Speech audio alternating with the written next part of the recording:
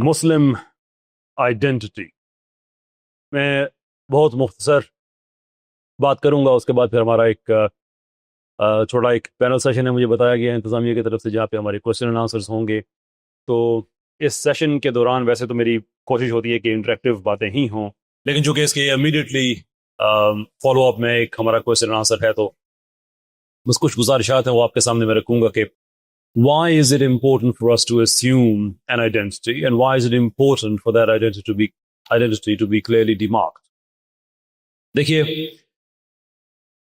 مجھ سے آپ سے پہلے کئی نسلوں تک جو مسلم امہ ہے یہ مختلف طرح کے آقاؤں کی غلامی میں رہی, اور میں نیسسرلی اس عہد کی بات نہیں کر رہا جب کلونیل امپائر ہوا کرتے تھے, کہیں انگریز, کہیں فرینچ, کہیں کوئی دنیا کے مختلف ممالک میں بشمول جو مسلمان ملک ہیں, یا اس زمانے میں ملک نہیں ہوتے تھے, علاقے ہوتے تھے. ملک کا کانسیپٹ بڑے بعد میں آیا. میں نیسسرلی اس عہد کی بات نہیں کر رہا بلکہ میں اس کے بعد کی بات کر رہا ہوں. ہوا یہ کہ یہ بات پہلے بھی میں نے کچھ لیکچرز میں عرض کی, شاید آپ کی پہلے یہ سنی ہو, لیکن آج کے موضوع کے ساتھ چونکہ مطابقت رکھتی ہے تو اس لیے میں اس کو دہرانا چاہتا ہوں کہ دوسری جنگ عظیم بنیادی طور پہ ایک پاور سٹرگل تھی. دنیا میں 3 ڈومینیٹنگ طاقتیں تھیں جو سمجھتی تھیں کہ دنیا میں ہمارا ہی عہد چلنا چاہیے, ہمارا ہی سکہ دنیا میں چلنا چاہیے. ان میں سے ایک طاقت لبرلز کی تھی, ایک کمیونسٹ کی تھی, اور ایک فیشسٹ کی تھی.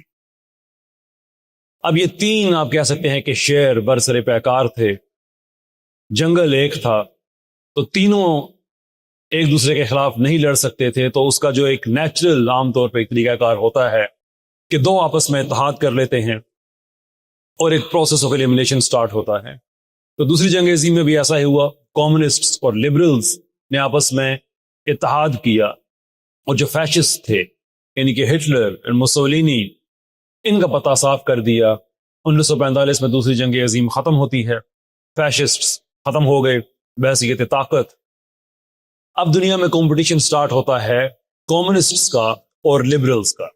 دوسری جنگ عظیم کے فوراً بعد ان کی آپس میں لڑائیاں سٹارٹ ہو جاتی ہیں. مثال کے طور پہ یہ کوریا میں لڑے, ویتنام میں لڑے, ساؤتھ امریکہ میں لڑے.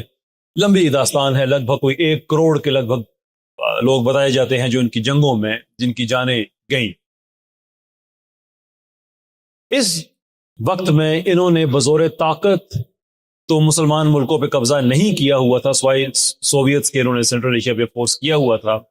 لیکن یہ نئے عہد میں پالیسی لیول پہ, یعنی آپ کی جو معیشت کی پالیسی ہے, جو خارجہ پالیسی ہے, اس پہ قبضہ کرنے کی ایک جنگ تھی. تو لبرلز نے یہ کیا کہ انہوں نے 1945 میں بالکل جنگ کے آخری وقت میں 1944 کے اراؤنڈ انہوں نے ایک نیا سسٹم, نیا آرڈر دنیا کو دیا جو بریٹن ووڈ سسٹم پہ بیس تھا.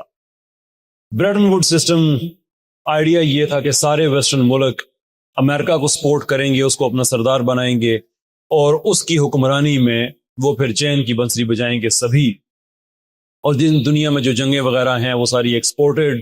اور اس کے ساتھ یہ کہ دنیا میں آپ نے اگر اب قبضے کر رہے ہیں معیشتوں پہ, خارجہ پالیسیز پہ, تو آپ انسٹیٹیوشنل لیول پہ کریں, ملٹریز کو ہر جگہ پہ نہ بھیجیں. اس کا مطلب یہ نہیں ہے کہ لبرلز نے کہیں ملٹریز بھیجی, نہیں بھیجی. 5 بڑی جنگیں ہیں امریکہ نے جو دوسری جنگ عظیم کے بعد لڑی, لیکن دنیا میں ہر جگہ پہ اس نے جنگ نہیں لڑی, بلکہ اس نے اس طرح سے پالیسیز پہ قبضہ کیا. بریٹن ووڈ سسٹم کے تحت اس نے ادارے بنائے.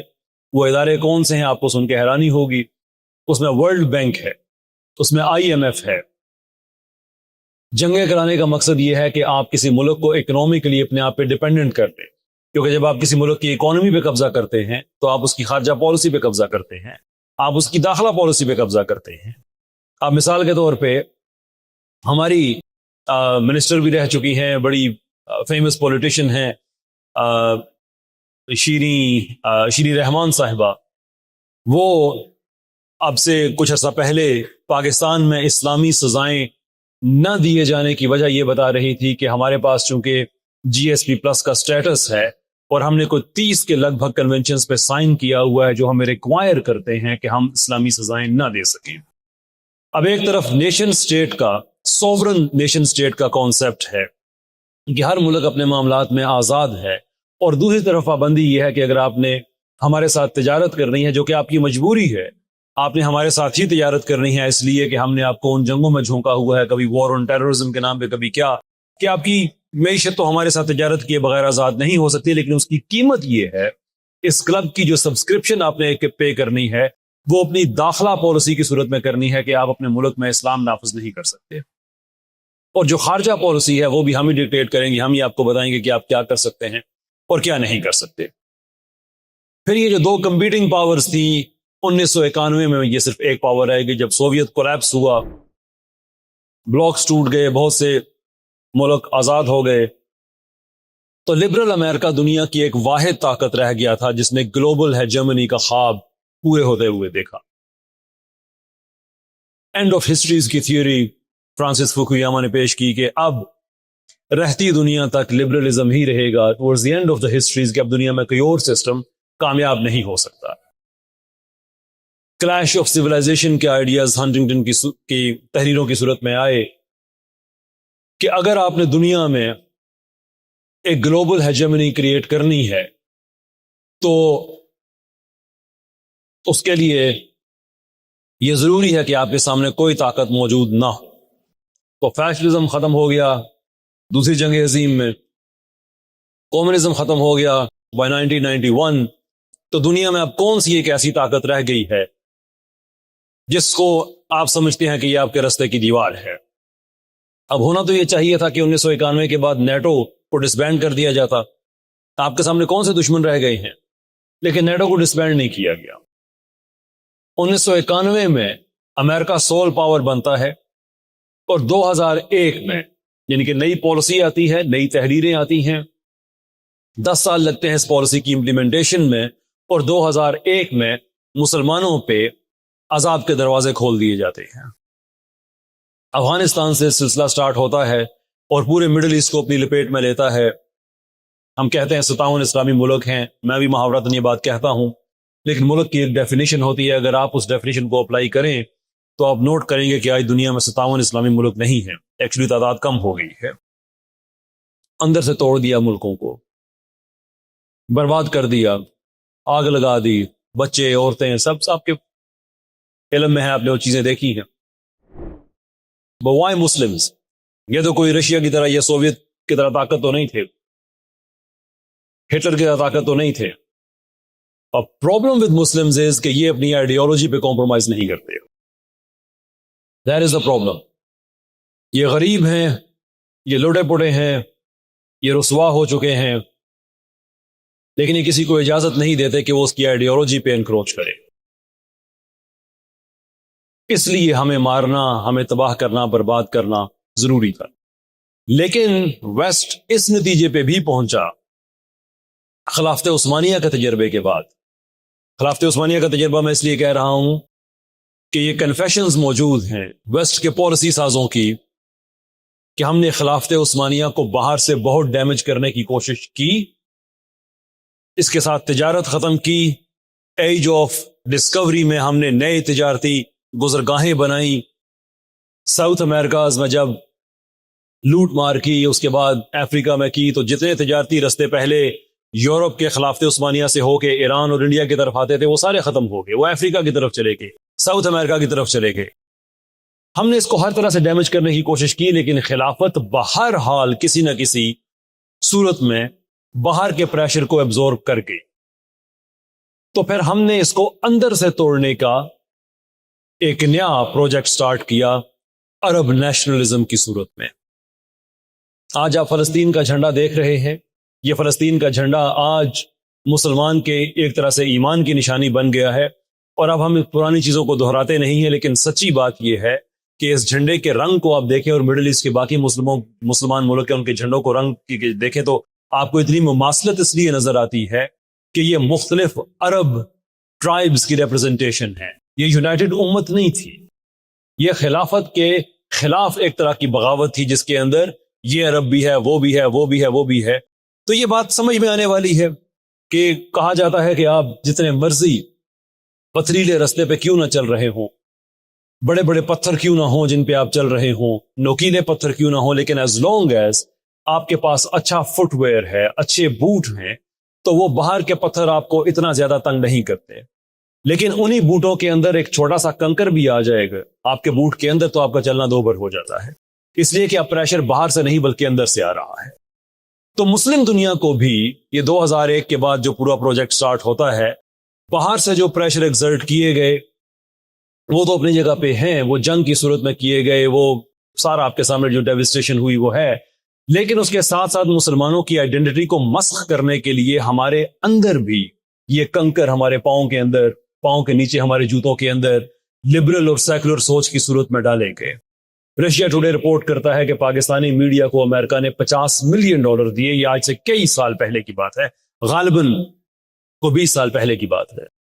اب یہ بلا وجہ نہیں ہوا کہ پاکستانی میڈیا پہ آپ کو وہ لوگ نظر آتے ہیں جو اسلام کی تضحیق کا باعث بنتے ہیں، جن کے بظاہر حلیے اسلامی ہیں، لیکن وہ اسلام کا مذاق اس طرح سے بناتے ہیں کہ آپ کی بجلی کا بل زیادہ آ رہا ہے تو میٹر پہ ہاتھ رکھ کے فلاں چیز پڑھیں تو آپ کا بل کم آ جائے گا.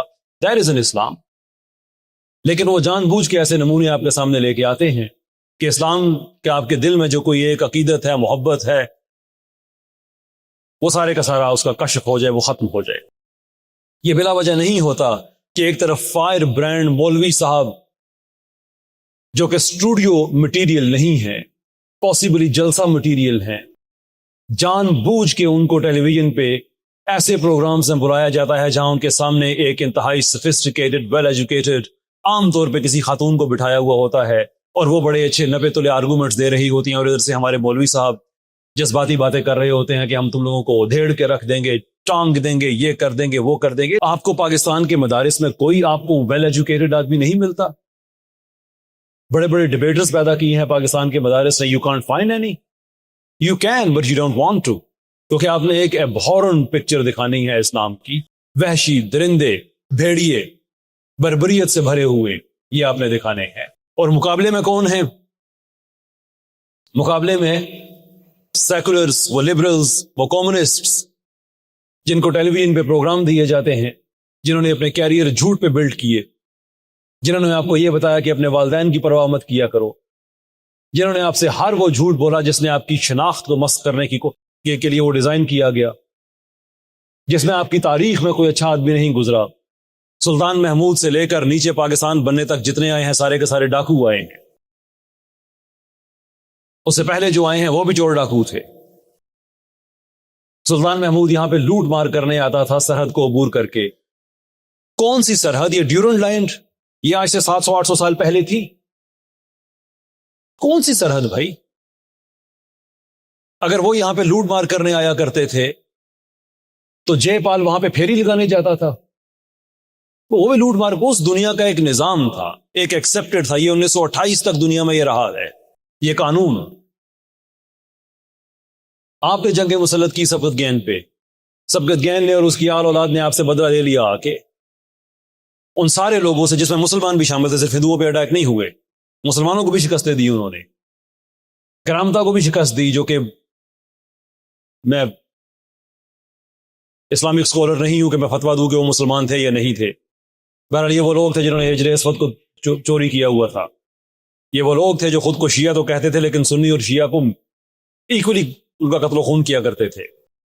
یہ وہ لوگ تھے جو اسلامی طاقتوں، جو پرٹیکولرلی جو عباسی خلافت ہے اس کے خلاف، مسلمانوں کے خلاف، جو اس وقت عیسائی اور اس زمانے میں جو صہیونی سوچ پائی جاتی تھی اس زمانے کے حساب سے اس کو سپورٹ کرتے تھے. تو سلطان محمود غزنوی تو ان سب کو تخت و تاراج کیا، لیکن وہ آپ کا ڈاکو ہے، وہ چور ہے معاذ اللہ. ابن قاسم کو دیکھ لیں اور جتنے دیکھ لیں. یہ تو ہو گیا پاکستان بننے تک، پچھلے 700-800 سال کی بات. پاکستان بننے کے حوالے سے جتنے لوگ ہیں ان کو آپ دیکھ لیں تو قائد اعظم کون ہے؟ سیکولر. اقبال کون ہے؟ اقبال کے بارے میں جو ان کے رائے ہے، ایک شرابی آدمی جو انگریزوں کی نظمیں چوری کر کے اردو میں ٹرانسلیٹ کیا کرتا تھا. آپ کی تاریخ میں کوئی اچھا آدمی نہیں گزرا ہے. انڈیا سے آپ کی جتنی جنگیں ہوئی ہیں وہ آپ کی غلطی تھی اور ہر جنگ میں آپ کو شکست ہوئی ہے. یہ وہ پروجیکٹ ہے جو آپ کی تاریخ کو ری رائٹ کر رہا ہے. کیوں؟ بیکاز دے انڈرسٹینڈ کہ جو آئیڈینٹی ہوتی ہے یہ سب سے امپورٹنٹ چیز ہوتی ہے. نہ یہ تو ہو گیا مسئلہ. اب آتے ہیں ہم اس کے حل کی طرف. ہوا یہ کہ قدرت کا ایک نظام ہے, اللہ عز و جل کا ایک طریقہ کار ہے کہ لوگوں کو ڈھیل دی جاتی ہے لیکن پھر انہی لوگوں میں سے ہی ریزسٹنس ڈیولپ ہوتی ہے. یعنی اینڈ آف ہسٹریز میں جو پروسیس بیسڈ پالیٹکس اور انٹرنیشنل آرڈر کی بات کی جا رہی تھی کہ ایک طاقتور انڈیویجولز کا زمانہ ختم. کہ لبرلزم میں یہ بات پائی جاتی ہے کہ اس میں پاورفل انڈیویجولز نہیں ہوتے, اس کے اندر پروسیس ہوتا ہے. فیشزم میں آپ کو پاورفل انڈیویجولز ملیں گے, کمیونزم میں آپ کو ملیں گے. تو ان کا جو اینڈ آف ہسٹریز کا آئیڈیا تھا کہ اب آپ کو powerful individual politicians, powerful figures وہ نہیں ملیں گے. لیکن عجیب بات ہے کہ اس کے بعد ہمیں رجب ایردوان بھی ملا. اتفاق کرے یا اختلاف کرے وہ ایک اور بات ہے. پیوٹن بھی ملا, اتفاق کرے یا اختلاف کرے ایک اور بات ہے. مودی بھی ملا, اتفاق کریں یا اختلاف کریں ایک اور بات ہے. عمران خان بھی ملا, اگین اتفاق کریں یا اختلاف کریں ایک اور بات ہے. اب ڈونلڈ ٹرمپ بھی مل گیا ہے, جورجیا میلونی بھی مل گئی ہے. یہ سارے پاورفل انڈیویجولز ہیں. یہ اسی سسٹم کے خلاف جس سسٹم کو آپ نے امپلیمنٹ کرنے کی کوشش کی تھی. دنیا بھر میں پاورفل پولیٹیشنز, وہ نام میرے ذہن سے نکل گیا, فلپین کا جو صدر ہے, پاورفل انڈیویجول. پوری دنیا میں یہ ہمیں نظر آنا شروع ہو گئے. کیوں؟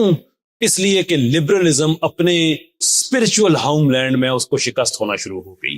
اٹلی میں اس وقت اینٹی لبرل گورنمنٹ ہے, امریکہ میں اینٹی لبرل گورنمنٹ ہے, یو کے میں اینٹی لبرل گورنمنٹ ہے. اگرچہ وہ لیبر ہے لیکن یہ وہ لیبر نہیں ہے جو پہلے ہوا کرتی تھی. یہ بہت زیادہ سینٹر میں آ چکی ہے.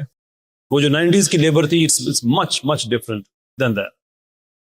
فرانس کی جو اپوزیشن ہے وہ اینٹی لبرل ہے. بریگزٹ اینٹی لبرل کیمپین تھی. سوئٹزرلینڈ میں جو اپوزیشن ہے وہ اینٹی لبرل ہے, اور ان سب کے چانسز ہے کہ یہ حکومت میں آئے گی. آسٹریا میں گورنمنٹ اینٹی لبرل ہے, ہنگری میں گورنمنٹ اینٹی لبرل ہے. تو دنیا میں پہلی بار ایسا ہو رہا ہے کہ دنیا اپنے اوریجنل سسٹمز کی طرف واپس جانا شروع ہو گئی. انڈیا سیکولرزم کو چھوڑ کے ہندوتوا کی طرف جانا شروع ہو گیا.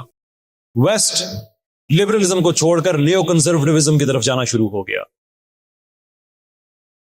تو ہمارے لیے آپ اس کو جین زی کہیں یا میرے جیسے جو ملیریلز ہیں, جو بزرگوار ہو گئے ہیں, اب ہماری بات کریں, مسئلہ تو ہم سب کا, احساس تو ہم سب ہی لے رہے ہیں کہ ہمارے لیے بھی اوبلیگیٹری ہو گیا ہے کہ ہم بھی اپنے سسٹمز کی طرف واپس جائیں. کب تک ہم غلام بنے رہیں گے کہ آج ہم کمیونسٹ کے ساتھ کھڑے ہیں, آج لبرلز کے ساتھ کھڑے ہیں, کل کسی اور کا رائز ہو جاتا ہے اس کے ساتھ؟ نہیں بھائی, دنیا جا رہی ہے ریجنل ہیجمنیز کی طرف, اوریجنل سسٹمز کی طرف. مسلمانوں کے پاس بہت بڑی اپرچونٹی ہے کہ اپنے ریلیجن کو نماز روزے سے جو اس کو لاک کیا گیا ہے اس سے بیونڈ جا کے اسلام کے سوشل تھیوری کو ایکچولی پڑھنا شروع کریں, اسلام کی اکنامک تھیوری کو, اسلام کی پولیٹیکل تھیوری کو, اسلام کی سوشل جسٹس کی تھیوری کو ایکچولی پڑھنا شروع کریں. بیکاز یہ سسٹم ہے, whether you accept it or you don't, it's a different matter. لیکن دنیا میں جو نظام 400 سال رہا ہے وہ صرف نماز روزے پہ نہیں رہا ہے, وہ آپ کی ذاتی باتیں ہیں جس کے کلیکٹیو فائدے ہوتے ہیں, of that there is no doubt. لیکن اس نظام کے اندر اکانومی ہے, سوشیولوجی ہے, مارکیٹ ہے, پالیٹکس ہے, ہیومن رائٹس ہیں, فیملی سسٹم ہے, سوشل تھیوری, سب کچھ اس کے اندر موجود ہے. یہی وجہ ہے کہ دنیا میں اس کو بہت سے لوگوں نے کاپی بھی کیا. ایون آج بھی جو بہت سا ویسٹرن سسٹم ہے, وہاں کے جو اپنے ایکیڈیمکس ہیں وہ کہتے ہیں کہ یہ بہت حد تک شریعہ کمپلائنٹ ہے. کلچر کے اعتبار سے نہیں, ادارے اور جو ریاست کے ادارے ہیں ان کا اور شہریوں کا جو باہمی تعلق ہے اس کے حوالے سے بہت شریعہ کمپلائنٹ ہے. حضرت عمر کے زمانے میں جس طرح سے ادارے کام کیا کرتے تھے, ویسٹ کے ادارے اس طرح سے کام کرتے ہیں. بظاہر I don't mean کہ انہوں نے ایگزیکٹلی کاپی کیا ہے. میں ایسا جذباتی آدمی نہیں ہوں جو کہے کہ سارا کچھ وہ ہماری کتابوں سے لے کے وہاں پہ انہوں نے بڑا کو, نہیں, میں اس چیز کا قائل ہوں کہ کتابیں ہماری تھی, ہم نے کیوں نہیں کیا بھائی, گلا شکوہ کیوں کریں ہم, وائی گلا شکوہ سے بھی کبھی کام بنا؟ ابھی جنگ ہوئی ہے پاکستان انڈیا کی, پاکستان گلا شکوہ کرتا رہے تو کہ انڈیا نے باز آنا تھا؟ نہیں. ایسی چیزوں کا حل ہوتا ہے بیان مرصوص, کھڑے ہو جاؤ سیسا پلائی دیوار کی طرح, جواب دو, امن ہو جائے گا. This is the exact mindset we need in science and technology. اور اپنے پاؤں پہ کھڑا ہونا میں کوئی ویسے گلا شکوہ نہیں ہے, انہوں نے جو کیا اپنے لیے کیا. ہم کیوں نہیں کرتے؟ So it's time that we go back to our religion. Science سے رابطہ دوبارہ کریں, ٹیکنالوجی سے کریں, فلسفی سے کریں, میتھ سے کریں, انٹلیکچوئل انڈیورز جتنے ہیں ان کو ایکسپلور کریں. آپ یقین کریں ہماری یونیورسٹیز, اینڈ آئی انڈرسٹینڈ کہ میں یونیورسٹی میں کھڑا ہوں اور شاید یہی وہ وجوہات ہو کہ یونیورسٹیاں مجھ پہ پابندی لگا دیں, آئی ڈونٹ نو, لیکن سچ وہ ہوتا ہے جو آپ کو بولنا چاہیے, because if you're not paying the cost for your truth, probably you are not speaking the truth. Pakistan میں یونیورسٹیوں کی بھرمار ہو گئی ہے. کیا دنیا میں پاکستان کی ریسرچ کوالٹی بڑھی؟ کیا بڑھا؟ یونیورسٹیز میں ڈرگز یہ بڑھے, شراب, زنا, حرام ریلیشن شپس. کیوں؟ Because they don't want you to have critical thinking. پرانا رومن ماڈل ہے بریڈز اینڈ سرکسز کا, کہ جب بھی آپ نے لوگوں کو الجھانا ہو ان کو بریڈز اور سرکسز میں لگا دو. آپ کی یونیورسٹی میں کتنی دفعہ میوزک کنسرٹ ہو چکا ہے؟ شاید آپ گن بھی نہ سکے. کتنی دفعہ ہوا ہے کہ گورنمنٹ نے HEC نے انسٹرکٹ کیا ہے کہ یہاں پہ سیم آؤٹ مین کو لے کے آؤ, بچے سائنس سیکھیں. آپ میڈیکل کے اسٹوڈنٹس ہیں, آپ میں سے کتنوں کو پتا ہے کہ امایہ ریزروا کیا ہوتا ہے؟ ہاتھ کھڑے کریں. کسی کو نہیں. ایوب امایال اسی چنیوٹ کے, جو ہم سے اتنے دور نہیں ہے, یہاں کے تھے. امریکہ میں انہوں نے امایہ ریزروا بنایا جسے کیمو تھراپی ایڈمنسٹر کی جاتی ہے. آج وہاں اس فیلڈ کے جو اسٹوڈنٹس ہیں وہ سارے امایہ ریزروا پڑھتے بھی ہیں, یوز بھی کرتے ہیں. کبھی پاکستان کی کسی یونیورسٹی کو ہوا کہ وہاں پہ جو اس وقت امایہ ریزروا کے جو ایکسپرٹس ہیں ان کو پاکستان میں بلا کے اپنے میڈیکل اسٹوڈنٹس کو بتائیں کہ آپ میڈیکل کے اسٹوڈنٹس ہیں, یو نیڈ ٹو انڈرسٹینڈ کہ یہ ڈیوائس آپ کے ایک پاکستانی نے بنائی ہوئی ہے, so you can take the inspiration. کل 10 ایوب امایہ پیدا کرے. ہاں نہیں بھائی, آطف اسلم آ رہا ہے, ڈانس کرو, میوزک ہے, ناچو گاؤ, سارا یہی تمہاری یونیورسٹی ہے. Breads and circuses. But you have to take the leadership. You have to, کیونکہ جواب آپ نے دینا ہے. جواب آپ نے اس لیے دینا ہے کہ آپ پہ ریلیجس ذمہ داری ہے. میں کچھ جذباتی بات آپ سے نہیں کرنا چاہتا, لیکن ہماری جو موومنٹ ہے ریوائولسٹ, اس کا جو موٹو ہے وہ کم فانذر سے ہم نے لیا, اس لیے کہ اللہ عز و جل اپنے رسول صلی اللہ علیہ وسلم کو کہہ رہے ہیں, رحیق المختوم کو میں کوٹ کر رہا ہوں, کہ یہ جو آرام کا استعارہ ہے, اے میرے محبوب, یہ جو آرام کا استعارہ ہے, یہ چادر جو آپ نے پہنی ہوئی ہے, یہ چھوڑ دیجئے. کم فانذر, کھڑے ہو جائیں اور بتا دیں. اور اس کے بعد صاحب رحیق المختوم لکھتے ہیں کہ اللہ کے رسول صلی اللہ علیہ وسلم نے وہ چادر عمر بھر نہیں کی, پھر ہجرتیں کی, پھر جہاد کیے, پھر سسٹم ڈیولپ کیا, مارکیٹ بنائی, ہر وہ کام کیا کہ تاریخ اسلام میں, تاریخ انسانی میں ایک بار ہوا سے, صرف ایک بار, کہ 10 سال کے اندر اندر ایک سیولائزیشن کھڑی ہوئی. جنریشنز لگتی ہیں ایک سیولائزیشن کو کھڑے کرتے ہوئے. 23 سال کا پروفیٹک کام, جس میں 13 سال کی پرسیکیوشن, جس میں صرف ظلم سہا. 10 سال ہیں جس میں ایک سیولائزیشن کھڑی کی. We owe it to that prophet, کہ جنہوں نے بتایا ہے کہ 10 سال میں سیولائزیشن کیسے کھڑی کرتے ہیں. So we all have that job of doing the kum. وہ میوزک سے نہیں ہوگا, وہ کنسرٹ سے نہیں ہوگا, وہ اپنی ذمہ داری کو ریئلائز کرنے سے ہوگا. اور اگر وہ آپ ریئلائز نہیں کریں گے, وقت بڑا بے رحم ہے.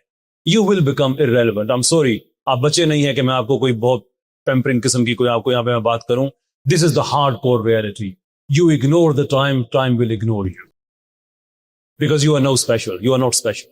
اللہ عز و جل نے جو بتایا ہے نا کہ تم by default state of detriment میں ہو, اور اللہ تعالیٰ کس چیز کا ریفرنس دے کے کہہ رہے ہیں؟ والعصر, کہ گزرتے ہوئے زمانے کی قسم ہے. It's the reference that time is moving on. If you become static, you will be in the state of detriment. کچھ لوگ ہیں جو سمجھتے ہیں کہ آپ نے نماز پڑھ لی, ایمان لے کے آئے, ٹھیک ہے آپ کا حصے کا کام ہو گیا, لیکن اگر آپ نظام کی, اقامت دین کی دلیل چاہتے ہیں تو اللہ نے جو 4 چیزیں بتائی ہیں اس میں پہلی 2 کا تعلق تزکیہ نفس سے ہے, دوسری 2 کا تعلق نظام کے قیام سے ہے.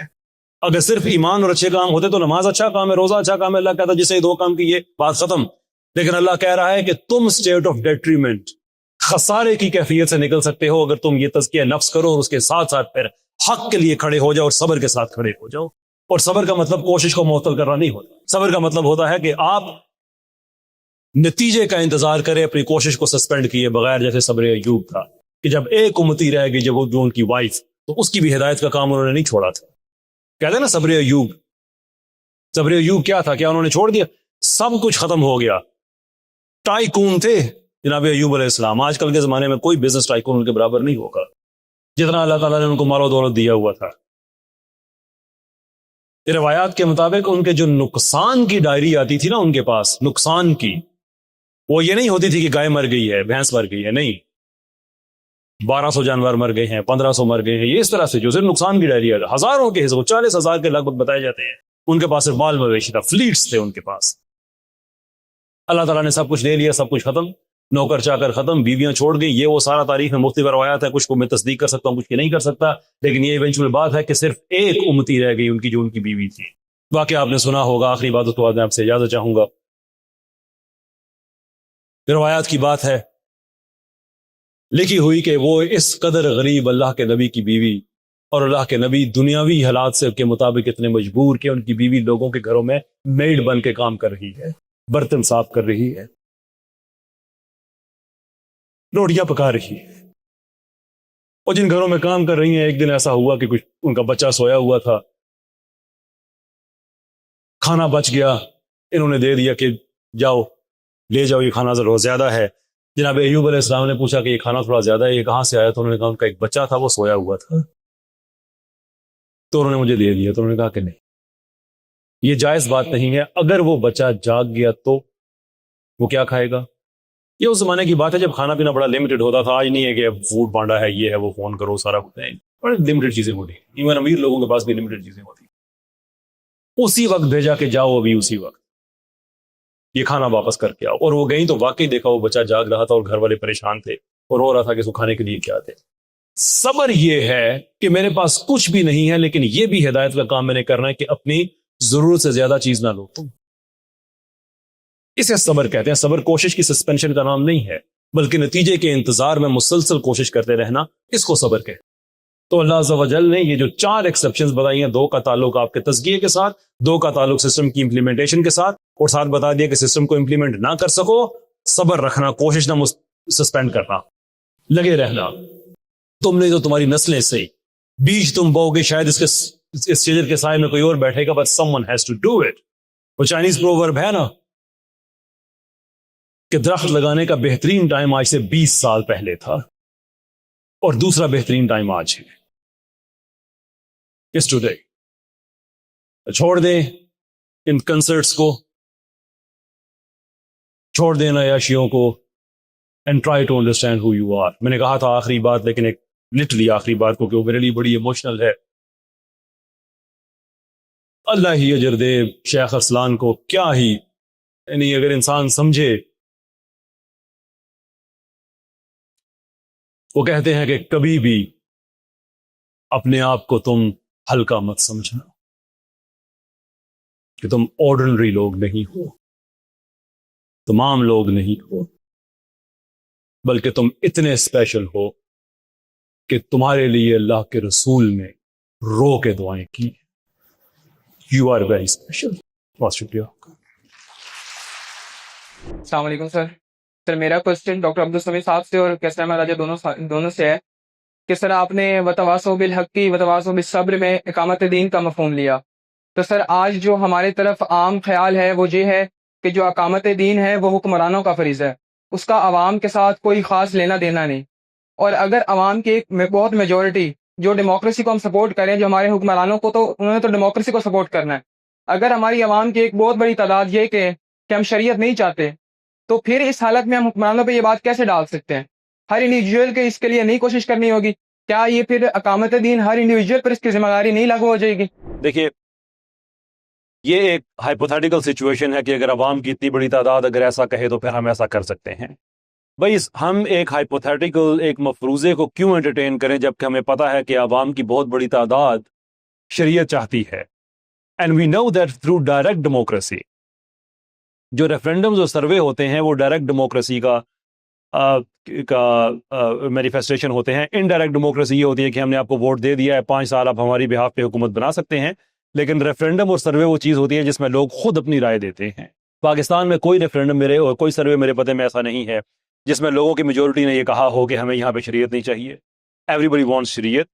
لوگوں کا یہ فرض ہے. اب دیکھیں جہاں تک ڈیموکریسی کا تعلق ہے، یہ بات ذہن میں رکھیں کہ اسلام نیسسریلی ڈیموکریسی کے خلاف نہیں ہے. یہ بات ذہن میں رکھیں. اگر لوگوں کی جو جسے افراد سازی کہتے ہیں اگر وہ ہوئی ہو تو اسلام لبرل ڈیموکریسی کے خلاف ہے کہ جہاں پہ آپ خدا کے خلاف قوانین بنا سکتے ہیں. ڈیموکریسی کے ہر آدمی کو پتہ ہے کہ بحیثیت مسلمان میرا کام کیا ہے اور مجھ میں اتنی پاور ہے کہ میرا حکمران اگر غیر اسلامی کام کرے تو میں اس کو نکال باہر کر سکوں. بالکل ایسے ہی جیسے حضرت خالد بن ولید رضی اللہ تعالیٰ عنہ نے یہ بات کہی تھی وہان سے یرموک کے دوران، جب اس نے اپنے بادشاہ کی بڑی تعریفیں کی اور بتایا کہ ہمارے بادشاہ کے پاس یہ ہے اور وہ ہے، تو حضرت خالد نے کہا کہ اگر ہمارے حکمران کے پاس یہ بادشاہ ہونے کی غلط فہمی اگر ہو جائے نا کہ میں بادشاہ ہوں تو ہم اسے سائڈ پہ کر دیں. یہ حضرت ابوبکر رضی اللہ تعالیٰ نے اپنی انوگریشن سپیچ میں کہی تھی کہ لوگوں میری پیروی کرنا اس وقت تک جب تک میں کتاب و سنت کے رستے پہ ہوں، یعنی کہ تم پہ اوبلیگیشن ہی نہیں ہے کہ تم میری پیروی کرو if I go beyond this. کیوں؟ اس لیے کہ اسلامک سسٹم کی اونرشپ ہر بندے نے لی ہوئی ہے، کسی حکمران پہ نہیں ڈالی ہوئی. اگر سے حکمران پہ ڈالی ہوئی ہے تو حکمران جو مرضی آ کے کر رہے، آئے پاکستان کا حکمران جو مرضی کرے. کیا اسی پاکستان میں ہم جنس پرستی کو نارملائز کرنے والے قانون نہیں دیکھے؟ ہم نے یہ transgenders act, domestic violence act جیسے خوبصورت ناموں والے قوانین نہیں دیکھے جو غیر اسلامی ہیں؟ آئے پاکستان میں دوسری شادی کرنا آپ ایک عذاب بنا ہوا ہے حکومت کی طرف سے، کبھی یہ پابندی، کبھی وہ جیل، کبھی یہ کبھی وہ. کیوں؟ لوگ اونرشپ نہیں لیتے ہیں. اگر لوگ اونرشپ لیں اور وہ کہیں کہ تم نے مجھ سے، میرا تمہارا ریلیشن شپ یہ ہے کہ تم نے اسلام کو یہاں پہ نافذ کرنا ہے، تم نہیں کر رہے، میں تمہیں چلتا کرتا ہوں، مجھے وہ بندہ چاہیے جو اسلام کو نافذ کرے. اسلام اس طرح سے جو جمہور کی کہ جو اسلام پہ کھڑے ہوئے لوگ ہیں ان کی ول کو اسلام کو ڈینائی نہیں کرتا. ہاں یہ ہے کہ ہر آدمی کو آپ ہاتھ میں فیصلہ دے دیں، وہ اس کے موڈیلٹیز ہیں کہ ایک آدمی ایک ووٹ دے سکتا ہے، نہیں دے سکتا، دینا چاہیے نہیں دینا چاہیے، لوگوں کی اکثریت کی جو انٹلیکچوئل کوالٹی ہے وہ کتنی اچھی ہوتی ہے. Those are different questions and they are good questions to entertain. لیکن اسلام میں یہ زبردستی کی حکومت کا کانسیپٹ نہیں ہے. لوگوں کا کنسنٹ کسی نہ کسی حوالے سے کچھ نہ کچھ کہ کوئی نہ کوئی مینیفیسٹیشن اس کی ہونی چاہیے.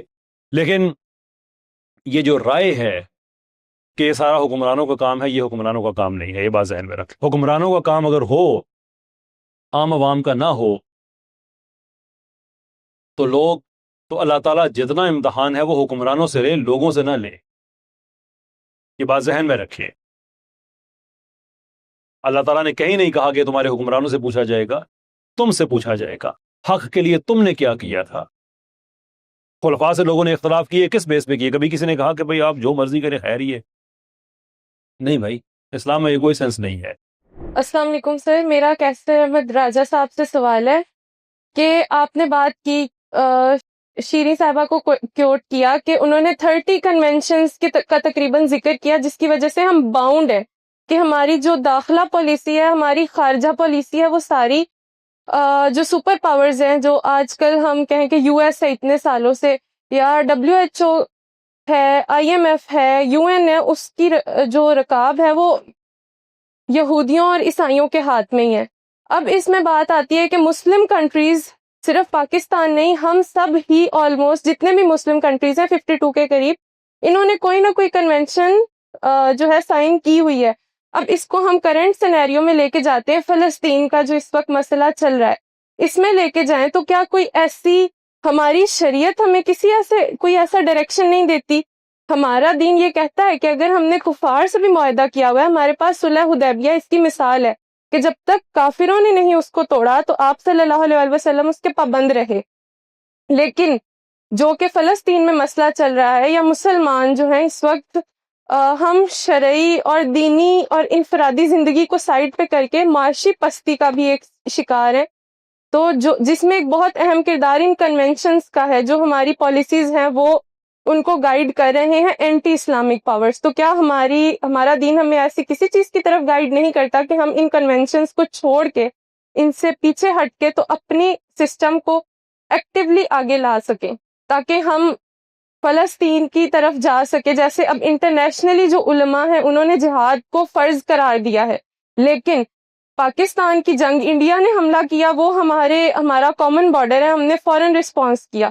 لیکن وہاں جب جانے کی بات آتی ہے تو یہ کہا جاتا ہے کہ ہمیں انٹرنیشنل بارڈرز ہمارے لیے کھولے جائیں، حالانکہ ہمیں مسلم کنٹریز کا ایک پورا کوریڈور آگے تک ہے جو ہمیں فلسطین تک راستہ دے سکتا ہے. تو کائنڈلی اس پہ گائیڈ کیجیے گا کہ اس ہمارا دین ہمیں کیا گائیڈ کرتا ہے. دیکھیں، دین کہتا ہے کہ لا الہ الا اللہ ہے، جس کا عام طور پہ معنی لیا جاتا ہے کہ کوئی اور ذات لائق نہیں اللہ کی ذات کے علاوہ کہ جس کی عبادت کی جائے. اینڈ ان تھیوری بالکل اس کا یہی مطلب ہے، لیکن وہ جو عبادت ہے وہ کیا صرف نماز ہے یا روزہ ہے جو سال میں ہم نے 1 مہینے کے لیے رکھ لیا؟ That's not the case. کیونکہ عبادت میں اگر نظم نہیں ہے یا وہ عبادت کسی نظام کے تحت نہیں ہے تو وہ تو عبادت کسی وقت بھی آپ سے نہیں جا سکتی. جیسے فرانس میں قانون ہے کہ آپ پبلک میں نماز نہیں پڑھ سکتے، تو نظام آپ کا نہیں ہے نا، آپ کی عبادت بھی گئی. بہت سے ملکوں میں قانون ہے کہ جو خواتین ہیں وہ پبلک انسٹیٹیوٹس میں حجاب نہیں کر سکتی، کیونکہ نظام آپ کا نہیں ہے، وہ حجاب بھی کیا، بات ختم ہو گئی. تو لا الہ الا اللہ کا جو ڈیپر اسپرچول میننگ ہے وہ یہ ہے کہ کوئی نظام نہیں اس لائق کہ اسے رب کے نظام کے علاوہ اس کو فالو کیا جائے. اسلام تو ہمیں یہ کہتا ہے. اب رہی بات یہ کہ ہم کیوں اتنے بچھے ہوئے ہیں، کیوں ہم ان کنونشنز پہ سائن کرنے پہ مجبور ہیں، اور کیا ہم، اس کی وجہ یہ نہیں ہے کہ پاکستان غریب ہے. اس ایپک فراڈ سے دنیا کو باہر نکلنا چاہیے کہ پاکستان کوئی غریب ملک ہے. غربت کی ڈیفینیشنز اپنی اپنی ہیں.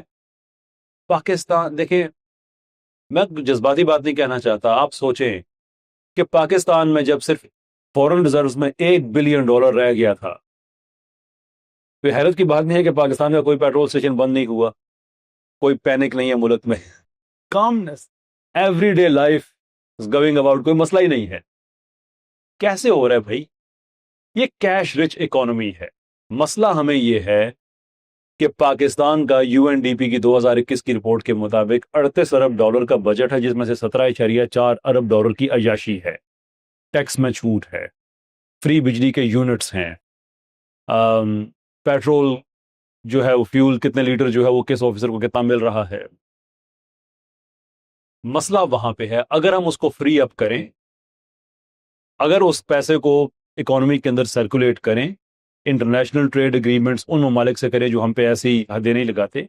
دیکھیں، چائنا بھی تو کرتا ہے نا، اس کا ہیومن رائٹس ریکارڈ کبھی ویسٹ والے کہتے ہیں بہت برا ہے، کبھی کیسا ہے، کبھی کیسا ہے، یہ ساری باتیں ہم سنتے رہتے ہیں. لیکن اس کے باوجود آدھے ویسٹ کی اکانومی ڈیپینڈ کرتی ہے چائنا پہ، کیونکہ اکانومی کی ایک اپنی لینگویج ہوتی ہے، وہ پولیٹیکل لینگویج نہیں ہوتی، وہ مجبوری کی لینگویج ہے. You have to, there's nothing you can do about it.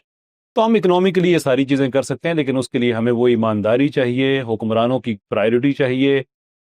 ملائیت نے پاکستان تباہ کر دیا ہے. میں نے اس دن بھی ایک، جیسے میں میمز بناتا نہیں ہوں لیکن اسے میں نے ایک بنا کے دے دی، جس میں میں دکھا رہا ہوں کہ ایک مولوی صاحب ہیں، پریشان ہیں، اکانومی کے ڈاکومنٹس پڑھ رہے ہیں، کیونکہ میں نے اس میں ریسرچ کر کے یہ لکھا تھا کہ پاکستان میں جو ریسرچ کا بجٹ ہے وہ 0.16% ہے، 0.16%.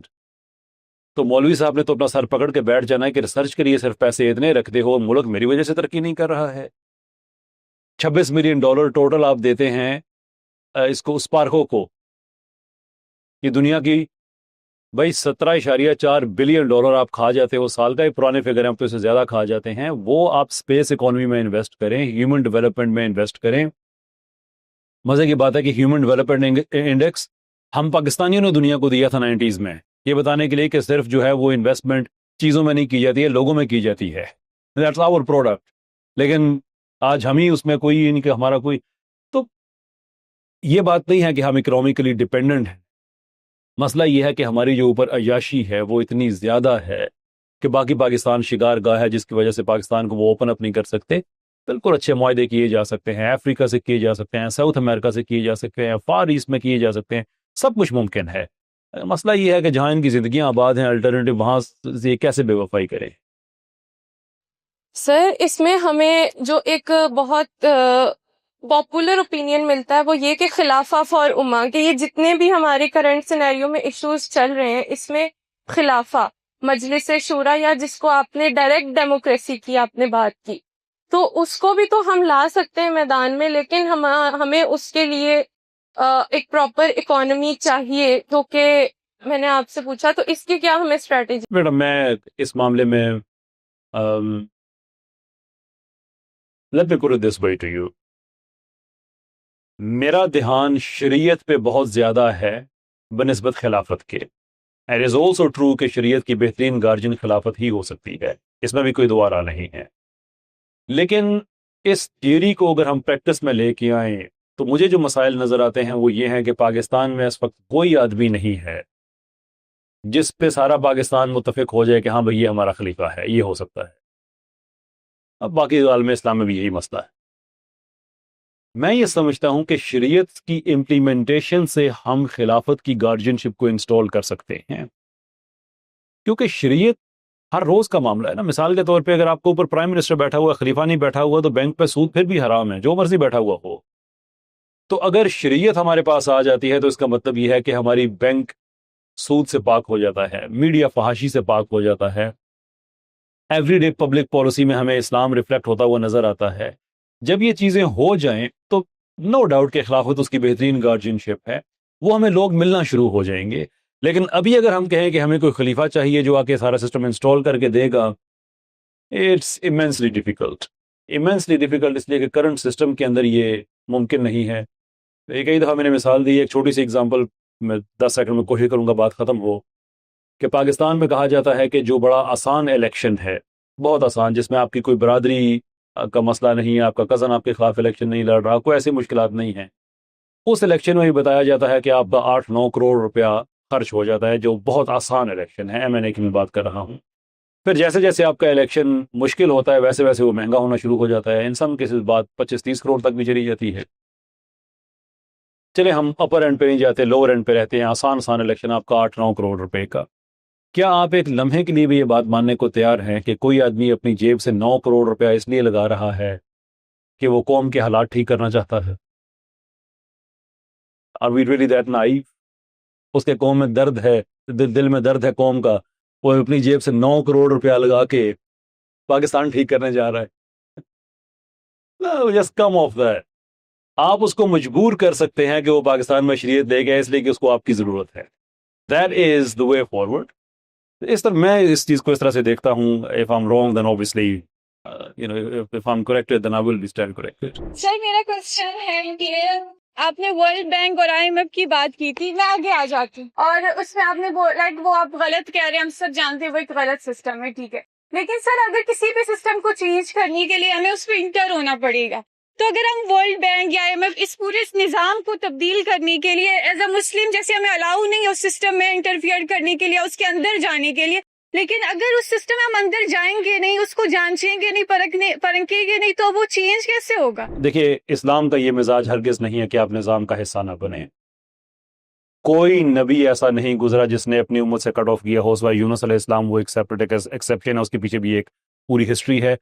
باقی یہ ہے کہ نبی اپنی امت کے بدترین لوگوں کے اندر رہ کے ہی اس نے نظام کو چینج کیا ہے. اسلام میں تو رہبانیت جی ہم اس سسٹم کا پارٹ بن سکتے ہیں، جیسے بینکنگ کو آپ جانتے ہیں، کس کو بینکنگ کو الاؤ نہیں کیا جاتا ایز اے مسلم. ہمارے لیے بینکنگ میں جانا اسلامک بینکنگ سے ہٹ کے جو دوسری والی کنونشنل بینکنگ ہوتی ہے. دیکھیں اسلام میں کسی چیز کو حرام کہنے کے لیے آپ کو بہت قطعی نصوص چاہیے ہوتی ہیں. جو لوگ کہتے ہیں کہ بینکنگ حرام ہے، I would like to learn how exactly and I would like to learn، تو میرا یہ آرگومنٹ نہیں ہے. لیکن میں یہ کہتا ہوں کہ بینکنگ کو آپ اسلامک اس طرح سے کر سکتے ہیں کہ دیکھیں جو ریلیجن آپ کو یہ اجازت نہیں دیتا کہ جو چیز آپ کے پاس نہیں ہے وہ آپ نہیں بیچ سکتے، وہ آپ کے تصرف آپ کے قبضے میں ہونی چاہیے before you can sell it. وہ ریلیجن آپ کو کیسے اجازت دے گا کہ آپ وہ پیسہ قرضے پہ دے دیں جو آپ کے پاس ہے ہی نہیں؟ جتنی فریکشنل ریزرو بینکنگ ہے وہ اسی بیس پہ کھڑی ہے. پاکستان میں فرینکلی 5% ہے، وچ مینس کہ پاکستان بینکوں میں جتنا پیسہ جتنا دکھایا جاتا ہے کہ ہے، اس کا اصل میں 5% ہے، باقی 95% وہ گیا ہوا ہے گردش کرنے ہوئے. جس دن سارے پاکستانی اکٹھے بینکوں میں چلے جاتے ہیں پاکستان کی اکانومی کولیپس ہو جائے گی اپنا پیسہ نکلوانے کے لیے. تو ہم یہ کہتے ہیں کہ بھائی یہ بری چیز نہیں ہے. اسلام آپ کو کہتا ہے امانت ہے نا، بینک کو آپ امانت کے طور آپ بینک کو پے کریں. اسکینڈینیویا نے کیا، اس کو نیگیٹو انٹرسٹ کہتے تھے، لیکن اصل میں وہ ایک چارج ہوتا تھا کہ آپ نے پیسہ ہمارے پاس رکھا ہے، ہم آپ کا پیسہ بہتر مینج کر رہے ہیں، امانت ہے ہمارے پاس، سیف ہے، آپ ہمیں اس کے پیسے دیں. یہ اسلام آپ کو منع نہیں کرتا. اسلام آپ کو سود سے منع کرتا ہے, پیسے سے پیسہ کمانے سے منع کرتا ہے. وہ چیز جو آپ کے پاس ہے ہی نہیں وہ آپ قرضہ دیں اور اس پہ سود کمائیں, یہ غلط چیزیں ہیں, اس سے ملک کی اکانومی خراب ہوتی ہے. ادروائز اسلام آپ کو کیا معیشت کے خلاف تو نہیں ہے. سر ایک کوشچن آپ سے ہے, جیسے ہم سب جانتے ہیں ہمارا آج کل دنیا میں عورتیں بہت آگے جا رہی ہے. لائک کوئی بھی کنٹری آپ لے لیں, ڈیولپ کنٹری, اس میں عورتیں ہمیشہ آگے رہتی ہے مردوں کے شانہ بشانہ. لیکن ہمارے علماء ہمیں فرنٹ پہ آنے سے روکتے ہیں. لائک ایک اسلام کو فالو کرتی ہوئی عورت اگر ایک علماء کرام سے پوچھتی ہے کیا میں کسی ایسے ڈپارٹمنٹ میں جا سکتی ہوں جہاں میں مرد کے ساتھ بیٹھ کے کام کروں, وہ ظاہر سی بات ہے وہ منع کرے گا. لیکن سر ہم انڈائریکٹلی تو لبرل وومن کو ہی آگے پروموٹ کرے, کیونکہ بے شک جو دین کو ماننے والی عورتیں وہ تو پیچھے رہ جاتی ہے, وہ تو گھر بیٹھ کے اپنی دین کو اپنے ایمان کو محفوظ کر لیتی ہے. لیکن اس سیٹ پہ تو ہمارے پاس لبرل خاتون آتی ہے, وہ تو بیٹھتی ہے. تو اس سسٹم سے تو بہتر نہیں ہے کہ ایک عورت کو جو دین کو فالو کرتے ہوئے اس سے ان مردوں کے بیچ بیٹھے اور پوری دنیا کو دکھائے کہ ایک سسٹم جو ہے نا وہ اسلام, ایک عورت جو ہے نا وہ دین کو فالو کرتے ہوئے بھی جو ہے نا اپنے ملک کی ترقی میں کام کر سکتی ہے. Thank you sir. اصل میں سمجھنے کی بات یہ ہے کہ انسان اپنے آپ کو بڑا اسٹرانگ سمجھتا ہے, لیکن جیسے میں نے عرض کیا تھا کہ میرا بنانے والا اور میرا رب اللہ ہے. اسے پتا ہے کہ میرے اندر کیا کیا کمزوریاں ہیں, اور وہ کمزوریاں ہوتے ہوئے اس نے دی ہے. میں سادہ ایک خلاصہ نکالتا ہوں, خاص طور پر اس معاملے میں جو دین کی انسٹرکشنز ہیں ان کا میں خلاصہ نکالتا ہوں. نبی اکرم صلی اللہ علیہ وسلم نے اپنی ماننے والیوں سے کہا ہے کہ جب تک کوئی مرد 2 گواہوں کی موجودگی میں تمہارا روٹی, کپڑا, مکان اور عزت آبرو کی حفاظت کا ذمہ نہ لے لے اور اپنی وراثت میں بھی تمہیں شریک نہ کر لے, اس کو ایک سمائل بھی پاس نہ کرو. اچھا, اب مرد کی نیچر اللہ تعالیٰ نے کیا بنائی ہے؟ مرد یہ چاہتا ہے کہ میں کوئی رسپانسبلٹی لیے بغیر روٹی, کپڑا, مکان, عزت آبرو اور وراثت میں شریک کرنا, میں تھوڑی قیمت دے کے میں عورت سے انجوائے کر. لہذا وہ کیا کرتا ہے, بھائی واہ آج بڑا کمال کا کمبینیشن پہنا ہے تو انہیں, اب عورت اسی سے خوش ہو جاتی ہے. یہ کیا ہے, اس نے دین کی اس انسٹرکشن پر عمل نہیں کیا کہ مرد کو الاؤ کیا ہے کہ اس کے بارے میں وہ کامنٹ پاس کر سکے. اگر وہی مرد اس کو جبر ٹوک دے گی کہ ہم اکٹھے کام تو کرتے ہیں لیکن یہ میرا ذاتی لباس پہننا ہے, میں اس پر تم سے کوئی کامنٹس نہیں مانگتی, دوبارہ کوئی مرد آپ کی ہمت جرت نہیں کرے گا کہ آپ کو ڈرائیو کرنے کی کوشش کرے. اور اگر آپ خود جو ہیں اس کو آپ نے اسمائل پاس کر دی, آپ نے اس کو رسپانس کر دیا, تو آپ نے خود جو ہے اس کے سامنے سرنڈر کر دیا, پھر دین ذمہ دار نہیں.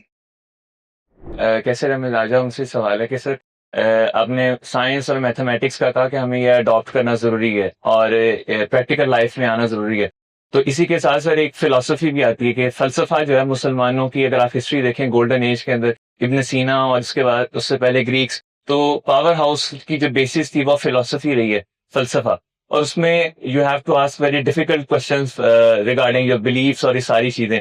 اسی کے حوالے سے کچھ ویکس پہلے یہاں یونیورسٹی میں ٹیڈ ایکس کا ایونٹ ہوا, you are also invited, and اس ایونٹ کے اوپر ہم نے فار ایگزامپل ایک سوال رکھا کہ is our belief based upon rationality اور is it based upon blind faith, just as a survey کے طور پہ. تو موسٹ آف دا پارٹیسپینٹس ان کا خیال تھا کہ it is based upon blind faith and some thought that it is based upon rationality as well.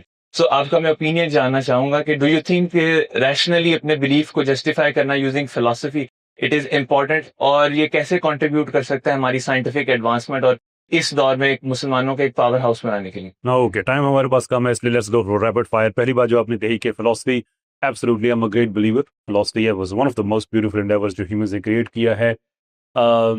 although جس ایرا کی آپ نے بات کی ہے, ابن سینا اینڈ سو فورتھ, اور یہ بھی یاد رکھیے گا کہ یہ فلاسفر تو ضرور تھے لیکن یہ فلاسفہ موومنٹ کا حصہ تھے جو کہ فلاسفرز نہیں تھے. فلاسفہ از ڈفرنٹ دین فلاسفر. وہ ایک خاص موومنٹ تھی جس کے اندر ابن سینا, فارابی اینڈ سو فورتھ کے لوگ تھے, اور ان کی جو سوچیں تھیں وہ بہت ہی یہ معاملہ ایسا ہے کہ آپ بارڈر لائن تکفیر پہ پہنچ جاتے ہیں. خیر امام غزالی نے تو 3 چیزوں پہ تکفیر کر بھی تھی, لیکن ان کی جو باتیں تھیں وہ اسلام کی اسپرٹ کے مطابق نہیں تھی. بہت سی چیزوں سے یہ ہٹے ہوئے تھے, جیسے قیامت کے بعد قیامت کے دن لوگوں کو واپس زندہ اٹھایا جانا, یہ اس چیز کے منکر تھے. خرق عادت کے یہ منکر کر کے اللہ تعالیٰ کبھی بھی جو پیٹرن ہے اس کو سسپینڈ نہیں کر سکتے, دیر فور یہ معجزات کے منکر, اس طرح کی چیزیں یہ کرتے تھے. جو سائنس ہے البتہ اس زمانے میں وہ فلسفے کا حصہ تھی. یہ بات رکھیں, یہ یاد رکھیں کہ جو ٹرم ہے سائنٹسٹ یہ 1830 اور 1832 کے درمیان کوئن کی گئی ہے. اس سے پہلے جو بھی انٹلیکچوئل انڈیور تھے وہ سارے فلسفے کے تحت آتے تھے. تو اسلام کا ایک بہت کریڈیبل اس کے اندر ہاتھ ہے. ایون انٹلیکچوئل جو انالیٹیکل فلسفی ہے پاکستان, اسلام کا اپنا جو کلام ٹریڈیشن ہے, میں اس کے عقائد پہ بحث نہیں کرتا ہوں, تھوڑی سی کنٹروورشل بات ہے, لیکن جو اسٹرکچر آف آرگومنٹ ہے ٹو ریشنلی پروو گاڈ وہ اتنا زیادہ ہے کہ آپ اندازہ کریں کہ امام ابو حنیفہ رحمۃ اللہ علیہ وہ یہ کہتے تھے کہ ریشنل پریمیسز پہ خدا کا مقدمہ لوگوں کو سمجھانا یہ فقہ اکبر ہے. یہ ہم جس چیز کی بات کرتے ہیں نا کہ شاور سے غسل ہو جاتا ہے نہیں ہو جاتا, اس کو ہم فقہ کہتے ہیں, ان کے نزدیک اس طرح کے جو کوسچنز ہیں یہ فقہ اصغر ہے, وہ فقہ اکبر ہے, وہ فقیہ اکبر ہے کہ جو آدمی یہ کام کر سکتے. تو اسلام نے تو کبھی بھی اس چیز کو نہیں کہا کہ آپ بلائنڈ فیتھ, آپ آنکھیں بند کر کے آپ ماننا شروع کر دیں. نہیں, اللہ عز و جل 800 مختلف مقامات پہ غور و فکر کا کہتے ہیں. کیا تم نے نہیں دیکھا, کیا تم نے غور نہیں کیا, کہ مطلب irrational پوزیشن دنیا میں جو سب سے زیادہ ہو سکتی ہے وہ ملحدین کی ہو سکتی ہے. اس لیے کہ اگر آپ الحاد سے معجزوں کو نکال دیں تو الحاد ختم ہو جاتا ہے. مطلب یہ معجزہ ہے کہ میس اور انرجی کی ڈسٹریبیوشن جو کائنات کے کسی بھی حصے میں زندگی کو وجود دے سکتی ہے, اس کی جو میتھمیٹیکل پروبیبلٹی ہے that is 1 in 10 to the power of 10 to the power of 123. یہ اتنا بڑا نمبر ہے, اس کو اس میتھمیٹیکل نوٹیشن کے ساتھ اس لیے لکھا جاتا ہے کہ یہ لکھا نہیں جا سکتا. کائنات بھر کے سارے ایٹمز اکٹھے کرے تو پھر بھی کم پڑ جاتے ہیں, یہ نمبر زیادہ پڑا ہے. there is 1 chance کہ میس آف انرجی کی ایسی ڈسٹریبیوشن ہو, اور وہ ہوئی. اس کے بعد ہماری ریپلسو اور اٹریکٹیو فورس, اس کا آپس میں جو باہمی بیلنس ہے, ٹرپل اے پروسیس جو کہ کاربن اس کاربن کو امٹ کرتا ہے جس سے ہمارے جسم بنے ہوئے ہیں. یعنی ہم جب کہتے ہیں کہ انسان مٹی سے بنا ہے تو کچھ بہت سو کو تکلیف ہو جاتی ہے, لیکن جب خود سائنسی تحقیق کہتی ہے کہ ہم ستاروں کی مٹی سے بنے ہوئے ہیں, تو اللہ تعالیٰ نے کب کہا ہے کہ آپ پتوں کی مٹی سے بنے ہوئے ہیں؟ اللہ نے کہا مٹی سے بنے ہوئے. اگر وہ ستاروں کی مٹی ہے that carbon based body basically is the same carbon that comes from stars. تو یعنی اور یہ کائنات کے, اب ہمارے پاس وقت بہت کم رہ گیا ہے کہ جو, اور میری پوری اس پہ سیریز آنے والی ہے سائنٹیفک کیس اگینسٹ ایتھیزم, موقع کے مناسبت سے لائک اور سبسکرائب ضرور کیجیے گا. Take that one back.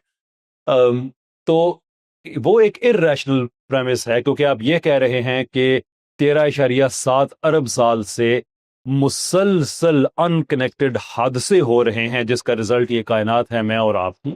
یہ irrational پوزیشن ہے, اس لیے کہ آپ صرف, اس لیے میں ایتھیسٹ کو پیار سے چانسسٹ کہتا ہوں. ان کو برا تو لگتا ہے لیکن میں کہتا ہوں کہ اگر آپ چانسسٹ نہیں ہیں تو پھر آپ ڈیزائن کو ماننے والے ہیں. اگر آپ ڈیزائن کو نہیں مانتے تو پھر آپ یہ کہہ رہے ہیں کہ اربوں سالوں سے انکنیکٹڈ حادثے ہوئے جا رہے ہیں جس کا رزلٹ میں اور آپ ہیں. آپ ایوولوشن کو مانتے ہیں, اور ایوولوشن کو مانتے ہیں آپ یہ کہتے ہیں کہ آپ کا دماغ جو ہے یہ ایک irrational پروسیس کا پروڈکٹ ہے. جو دماغ آپ کا irrational پروسیس یعنی کہ ایوولوشن کا پروڈکٹ ہے, اس دماغ پہ آپ اعتبار ہی کیوں کر رہے ہیں کہ وہ آپ کو ایوولوشن کے بارے میں ٹھیک انفارمیشن دے رہا ہے؟ یو آر بینگ irrational ہے.